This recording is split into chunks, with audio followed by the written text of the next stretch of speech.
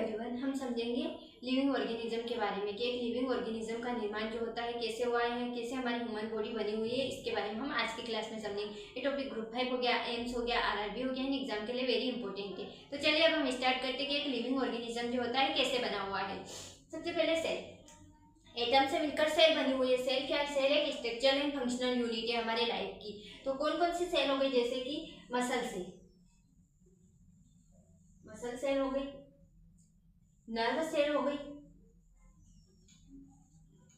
Nerve cell हो गई, RBC हो गई।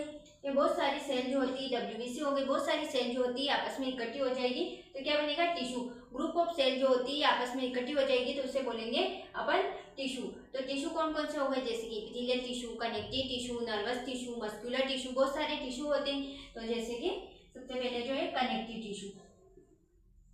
कनेक्टिव टिश्यू जो होता है कनेक्ट करने का काम करता है। कनेक्टिव टिश्यू हो गया, मस्कुलर टिश्यू हो गया, नर्वस टिश्यू हो गया, वो सारे टिश्यू जो होते हैं आपस में इकट्ठे हो जाएंगे क्या बनेगा? फिर ऑर्गन। ऑर्गन कौन कौन से ऑर्गन? जैसे कि स्टोमक हो गया, किडनी हो गई,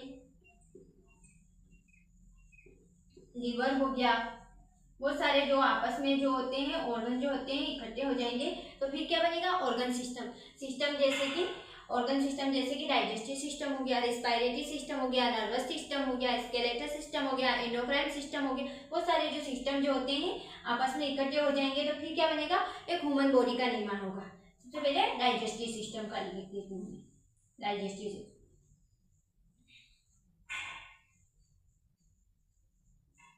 डाइजेस्टिव सिस्टम, बहुत सारे सिस्टम जो होते हैं आपस में इकट्ठे हो जाएंगे तो फिर क्या बनेगी? Human body. एक लिविंग ऑर्गेनिज्म का निर्माण होगा। ऑर्गेनिज्म या हमारी ह्यूमन बॉडी बनेगी। तो सेल से मिलकर जो होते हैं ऐसे जो होती है लिविंग ऑर्गेनिज्म या ह्यूमन बॉडी का निर्माण हो रहा है। सेल से मिलकर टिश्यू बन रहा है, टिश्यू से मिलकर ऑर्गन बन रहा है, ऑर्गन से ऑर्गन सिस्टम और सिस्टम से एक लिविंग ऑर्गेनिज्म का निर्माण हो रहा है या हमारी बॉडी बन रही है। Thank you.